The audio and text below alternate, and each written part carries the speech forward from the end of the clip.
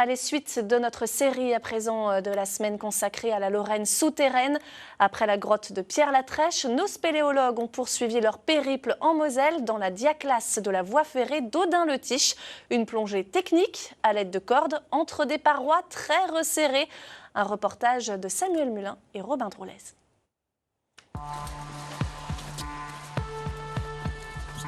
Un trésor caché à quelques centaines de mètres à peine d'Audun-le-Tiche.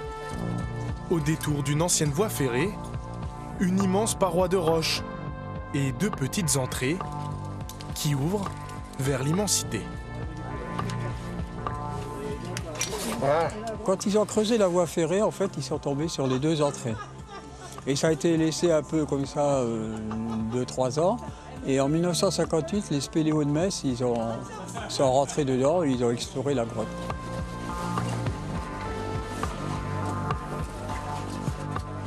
Le dernier ferme la porte pour les courants d'air. À l'intérieur, deux immenses blocs de calcaire qui se font face. Ce phénomène d'écartement de roche est nommé diaclase et rend difficile toute progression. Ouais, mais c'est un peu fin. L'ambiance y est calfeutrée, presque étouffante. Se frayer un chemin dans un espace qui paraît trop étroit, se recroqueviller le plus possible. Ouais. Comme ça, tu pourras bloquer le dos. Je suis à l'aise. J'ai la chance d'être petite. Mais contrairement à certaines personnes, moi, ça me fait pas peur et j'adore ça. On voit des endroits que les gens voient pas. On découvre des super beaux paysages, des endroits assez reculés. Évoluer dans cette galerie prend du temps. Longue de 400 mètres, il faut plus de 2 heures au groupe de spéléologues pour en atteindre le fond. Car ces cavités nécessitent de progresser sur corde. Tu peux en accrocher une et puis tu décrocheras l'autre tout à l'heure en avançant au point suivant. S'il y a très peu d'accidents en spéléologie, c'est bien parce qu'on prend énormément de sécurité et qu'on s'assure toujours en toutes circonstances qu'on soit accroché à une corde pour éviter les risques de chute notamment. La partie technique de la spéléologie, c'est la manipulation sur corde. Être obligé de savoir descendre ou monter pour progresser dans les cavités.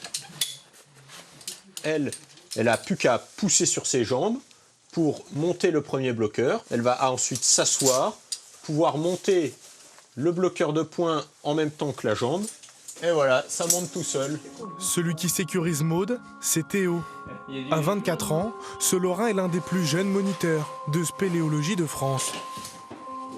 C'est un peu une histoire de famille. Mon grand-père faisait de la spéléo, mon père fait de la spéléo. Donc moi, je suis tombé un peu dedans depuis que j'étais tout petit. J'ai fait des stages qui étaient organisés par la Fédération française de spéléo. Et puis, petit à petit, est venue cette envie aussi de transmettre ce qu'on m'avait appris. Théo connaît déjà par cœur les sous-sols de la Lorraine.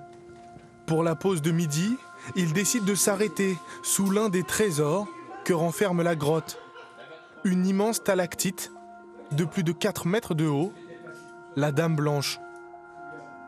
C'est l'eau qui, en fait, en ruisselant au travers la couche qui est de roche au-dessus de nous, qui, elle, n'est pas pénétrable par l'homme, elle dissout, en fait, le calcaire. Et puis, ici, elle vient reprécipiter le calcaire qu'elle a réussi à dissoudre.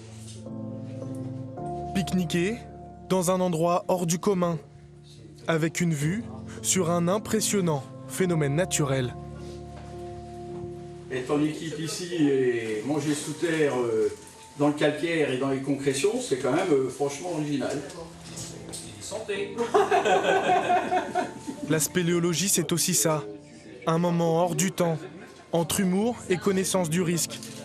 Évoluer sur un fil, bien attaché, mais sur un fil.